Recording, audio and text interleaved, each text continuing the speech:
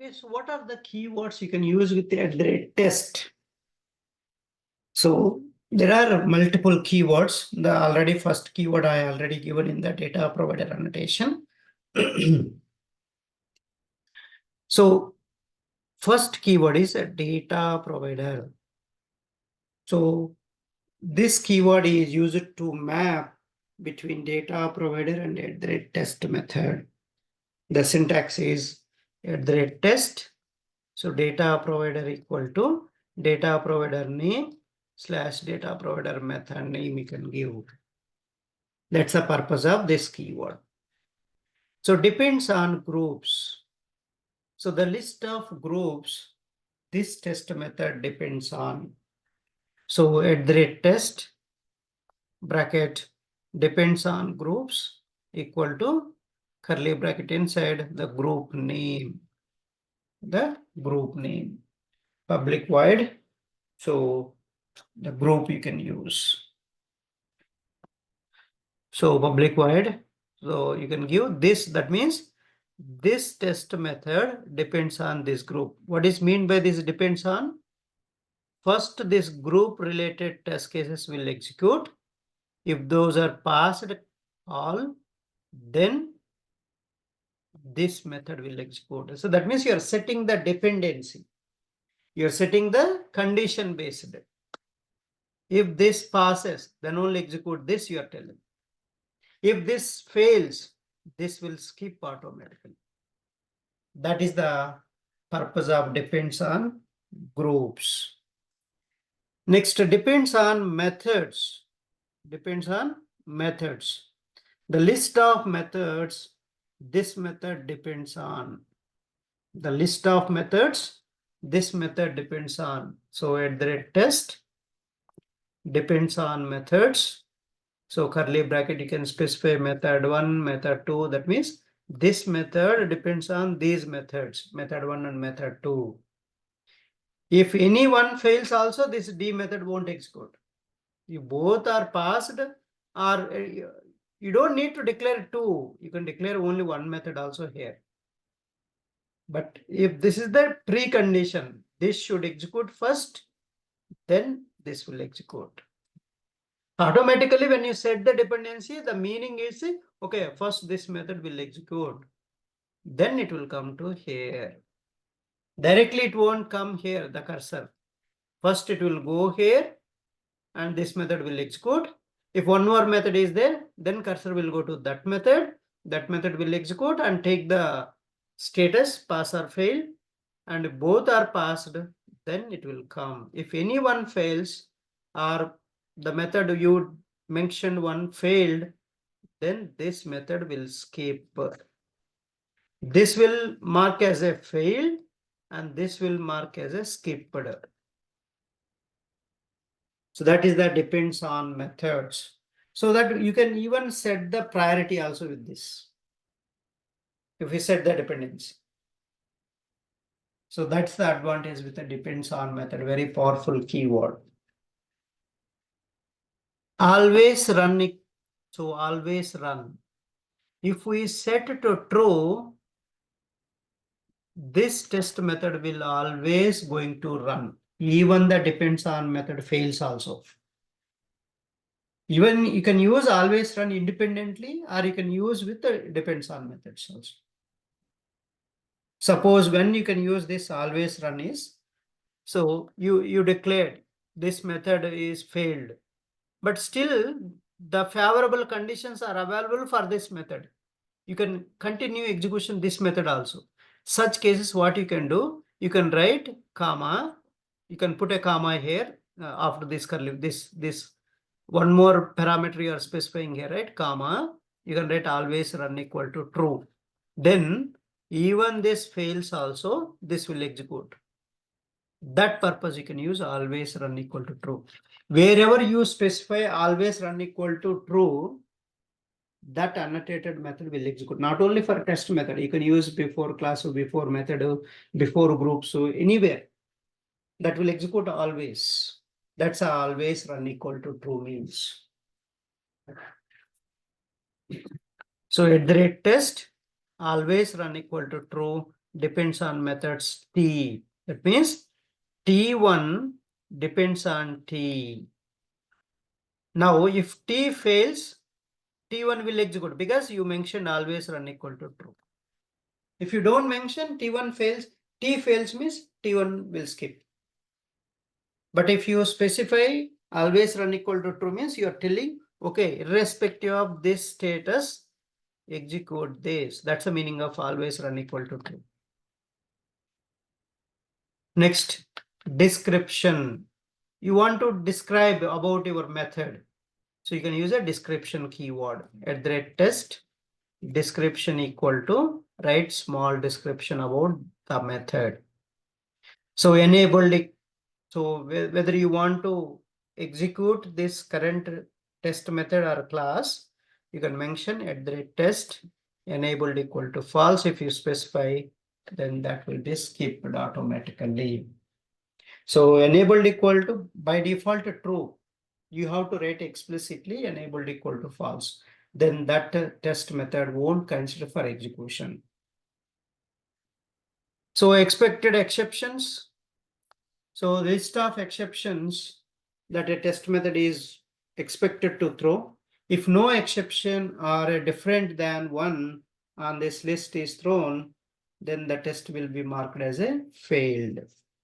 So at the test, expected exceptions equal to E1 and E2. So these are the different exception names. So other than the mentioned exceptions occurs in the test method inside, then this test method will be marked as a failed. So that's expected exceptions means. There is a groups. Groups already discussed yesterday, but again, let's discuss in detail. So you want to categorize your test cases like smoke, sanity, regression, end-to-end test cases like that, functional test case, something like that. Any group you want to categorize, then we need to use groups keyword. If you don't categorize, all will be treated as a one category. And so that's a difficult, right? So you have to categorize.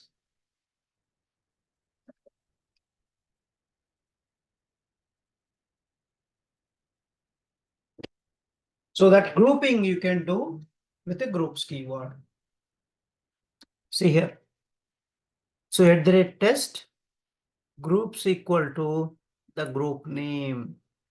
Within curly bracket, you mention the group name. That means this method belongs to this group. See the examples. So multiple keywords also you can specify multiple keywords with at the rate test. At the rate test, groups equal to smoke, comma, priority equal to 1, comma, description equal to this one. See, this is the one keyword and this is the another keyword and this is the another keyword. Right? Multiple keywords you can specify in the at the rate test. So this M1 belongs to smoke group and priority 1 you give and description you can specify.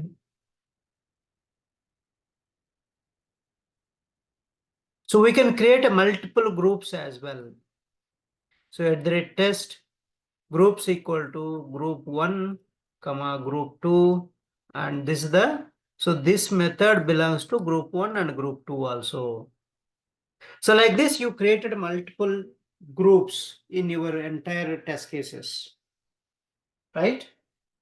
If you already categorized your test cases, now you want to run like you categorized smoke, sanity, regression. Now your manager asked to run only smoke. Other you want to skip. So how can you skip that? So that you can include and exclude your groups through testng.xml file. Everything control is done by testng.xml suite file. So how to control? The control can be done using include tag and exclude tag. Include tag and exclude tag. Include tag tells you so tells that testng.xml that which group we need to execute.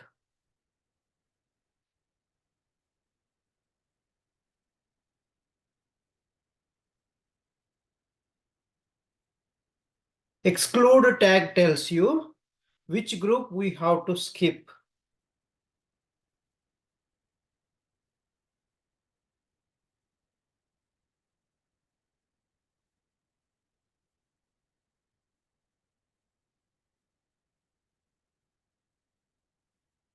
So which group we have to skip.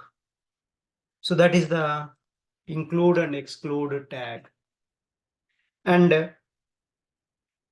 so the suit file with this, if you have a groups, so if you have a groups, you need to have one XML file by writing groups. So you need to control, right, which group you want to execute. You can create a suit file like this. Suit name, suit groups, parallel equal to none, and test name, test groups, and groups inside run. Include name, you give a small group. Exclude name regression. That means you are running the smoke group test cases, excluding the regression test cases. So then close the run tag and close the groups tag. Okay, this smoke group related test cases, where they are, what is the class names you mentioned under classes tag, class name equal to package dot class name. So class name equal to package dot class name. Like that, you can mention all the classes here. Then close the classes tag, close the test tag, close the suit tag. So this is the XML suit file if there are groups in your test cases. So you can, whichever you want, you can run. Same this groups, right? This include and exclude tag, you can use even for methods also. Which method you want to run in your class? For example, you have in a class, there are 10 methods. So you don't want to execute all of them. You want to execute a few of them, then write. So class below, you write methods. So method name, include the name. So the method name you give. Include name, method name you give. Which method you want to run. So then obviously, if you don't write exclude, so it will exclude automatically. If you just include with the method name, if you give, only that methods will execute. Remaining methods won't execute, even though if you don't mention exclude also. So that is the include and exclude, not only for groups. You can use for the methods also of particular class. So you can include and exclude particular methods of the class also. So invocation count, the number of times this test method should be invoked. So then you can use invocation. So I want to run my test method. So 5 times. I cannot copy paste that 5 times that method, right? So how can I run that? So in order to trigger same method one after the other 5 times or whatever the number of times, and you have to write this at the rate test invocation count equal to whatever the number you want, that number you provide. So that test method will execute that many times. That is the invocation count means. So success percentage we won't use, forget about that. And timeout, the maximum number of milliseconds this test should take. The maximum number of milliseconds this test should take. So that means, so at the rate test timeout equal to 3000 if you write. So this test will take to execute 3 seconds only. If it takes more than that, then this test method will report a fail. That's at the rate test means. So next, thread pool size. So if you're running parallel execution, so you have to mention how many threads you want to run. So each browser one thread or each instance one thread if you want, it will take up. But maximum 5 threads you want to run, you can mention that a thread pool size. So that thread pool size you have to mention. So in order to invoke multiple threads as specified by invocation count, and you can mention thread pool size. And how to prioritize your test cases. You can do with the priority keyword. These are all interview questions. Every keyword is an interview question. So how can you make the dependence among test methods, they will ask. Using depends on methods. How can you skip the test cases? Using @test enabled equal to false. How can you group the test cases? @test groups equal to group name. How can you prioritize the test cases? @test priority equal to priority, you give 1, 2, 3 like that. So the lowest number will be scheduled first. So even if you give negative, the negative is the lowest, right? That will be scheduled first. So you can give positive, negative numbers both, but not decimals. Only integer number you have to give. So you cannot give a string value. You cannot give a character. You cannot give a double. You cannot give a float for the priority. So all these questions asked in the Oracle interview. For me only they asked. So that's why I'm giving a lot of questions. Once they started asking these keywords, you will get minimum 5 to 10 questions on the TestNG only. Suite file format and annotations. So the difference between most of the times asked interview question is, can you give the difference between before test and before method? This is one of the main interview question. Data provider also, Ramesh. Every time they stop. Data provider also. Data provider also they will ask. How can you do a data-driven testing? How can you supply the data to your test methods? And also other question, how can you supply a data from suite file? So a lot of questions on the TestNG. TestNG is a framework on top of your Selenium. Selenium is common, just the methods what we learned. But on top of that, how efficiently you can write a code is with TestNG that you can do. More features you can do with the TestNG. So all these features are not there in Selenium, right? So Selenium is supporting this framework inbuilt. Okay, that's a priority case. Okay, and a lot of questions on this priority. Let me give you more scenarios. So you have given for 2 test methods priority same. Which one will execute first? That's one question.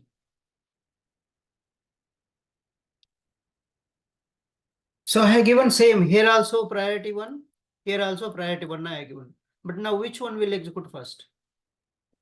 First come first, sir, like kind of Now alphabetical order.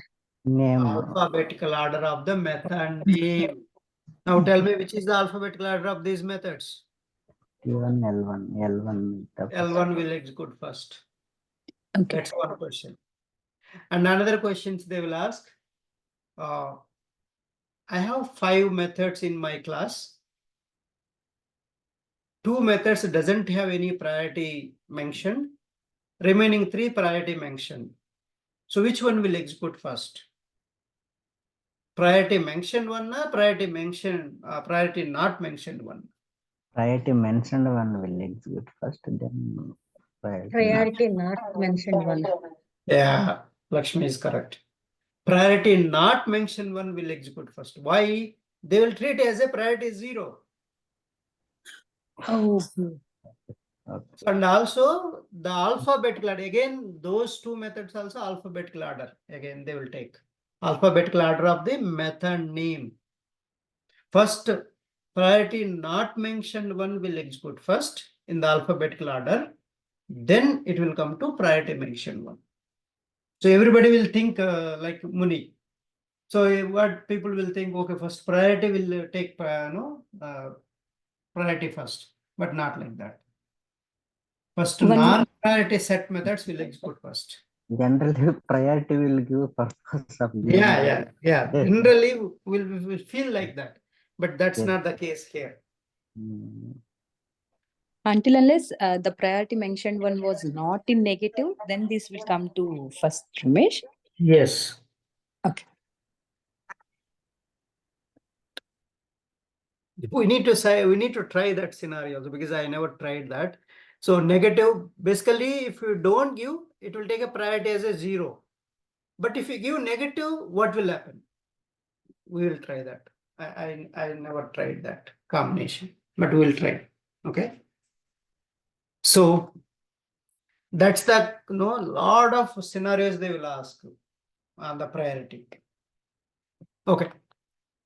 So how to specify particular class methods using include and exclude tags? Just now I told, right? We included and excluded the groups.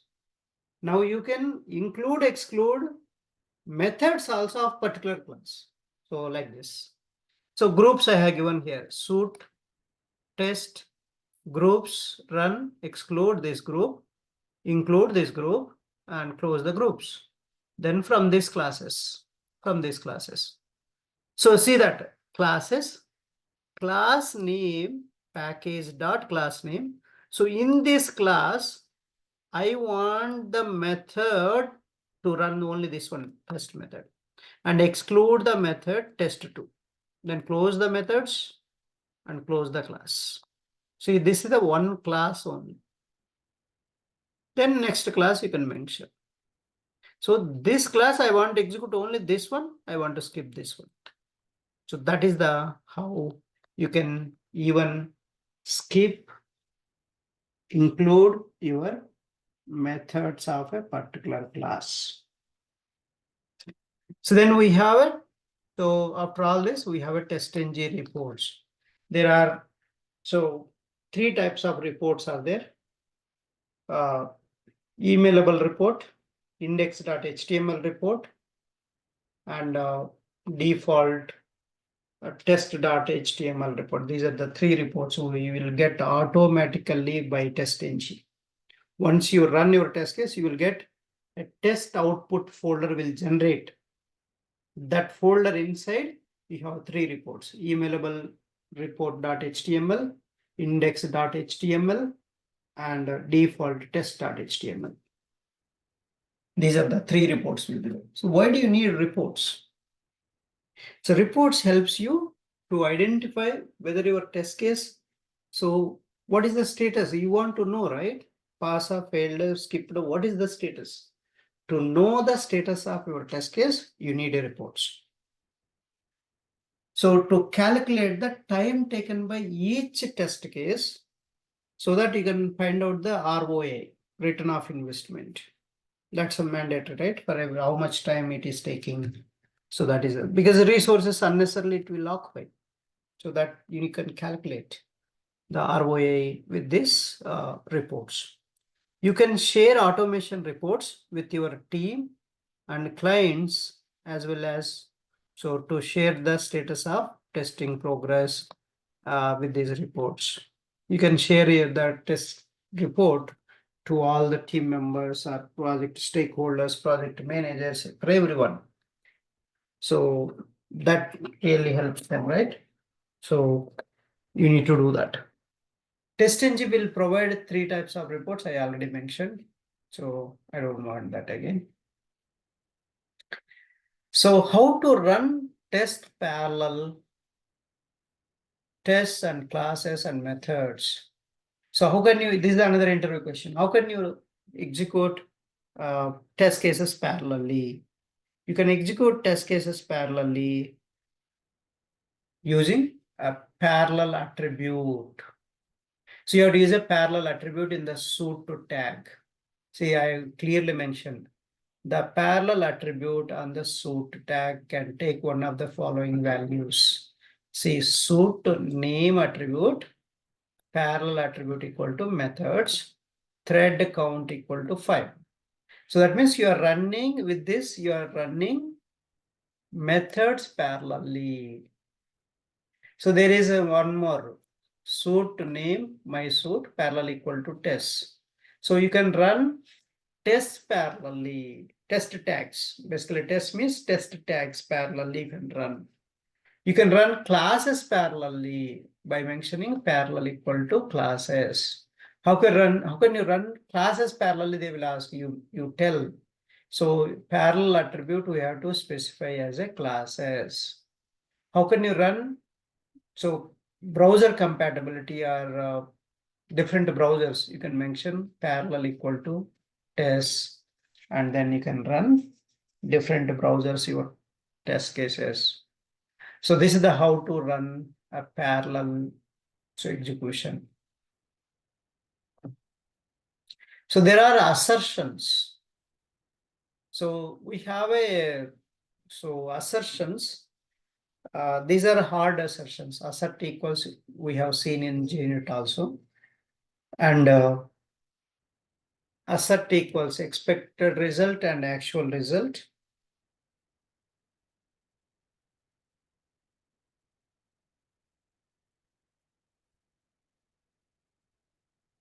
Expected result and actual result. So you can write and assert true Boolean commands, assert true Boolean commands, and customized message also you can write. Assert false also you can use. So this is the hard assertions. These are. There are two types of other soft assertions and hard assertions. So soft assertions, your test case will continue till the end, even the failure occurs also. And at the end, the failure will show you why it failed. Hard assertion means test immediately fail and stop executing your test case. That's the hard assertions. Soft assertions and hard assertions. So this is another very important interview question. So I'll show you all this. And another important question, how can you run failed test cases? So how can you retry the failed test case? That's another question. So you can run a failed test cases. There is a test output folder. In the test output folder, automatically it will create a testng-fail.xml file. So what is the file? It will generate testng-fail.xml, and all the failed classes methods it will take automatically. You just fix the test cases and right click and run on this suit file. Run as a testng suit. Automatically see that the suit name failed suit, test name default test. So automatically this suit file will create and fix your test cases, then right click and run as a testng suit.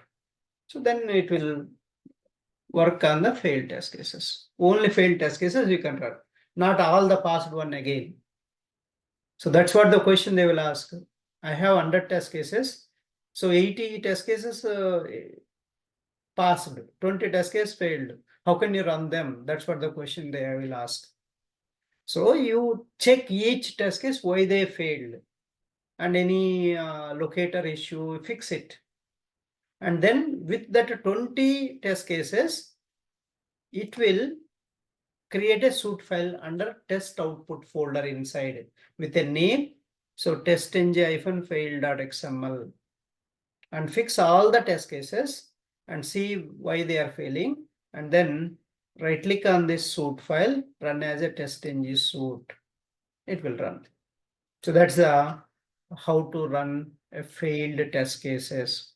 Remember this is so many times asked this question. How can you retry a failed test case? They will ask.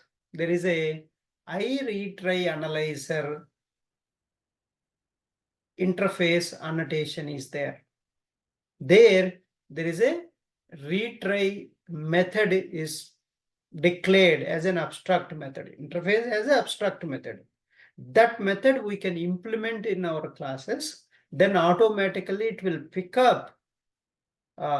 So every interval, you can ask to run. How many times you want to retry? So failed one time, you try another 2 times. Then it will try another 1 more time. Also, it will automatically pick up and runs it. That's the I retry analyzer annotations. Let me show you all the annotations of TestNG also. The listeners, we call them.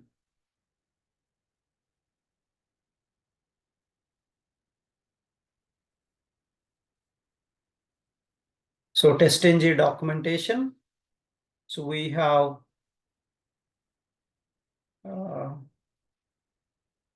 so listeners.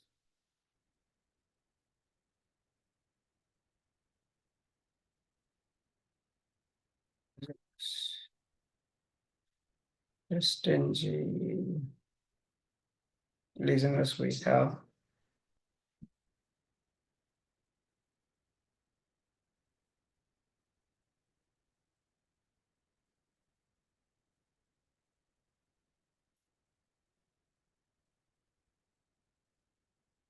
Yeah, here it is. So written rerunning the failed test. That's what whatever I mentioned, same thing they mentioned, but there is a one more. See, build an implementation of the interface org.testng.I retry analyzer. So build this implementation to the @test annotation for @test retry analyzer equal to the local retry class you mentioned. So where you implemented this I retry analyzer interface, that class you will mention automatically that will be retried. So this is the retry analyzer. So this is how we will implement my retry implements I retry analyzer. So retry count 0, maximum retry count 3. It's enough. Maximum this is enough. So we don't need more than 3 times. So you are overriding this. See, this interface has this retry method. That method you're implementing in your own class. That's what I told you, interface concepts. So if retry count, the retry count initially is 0, less than maximum retry count, and retry count plus plus, return true, return false. That's it. So then you will call that @test retry analyzer equal to my retry dot class. Automatically this test, so it fails 3 times, it will retry. That's how to retry. Is it clear? Any questions?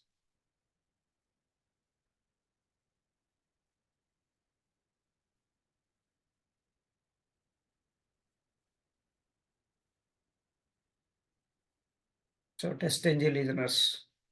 So these are the listeners.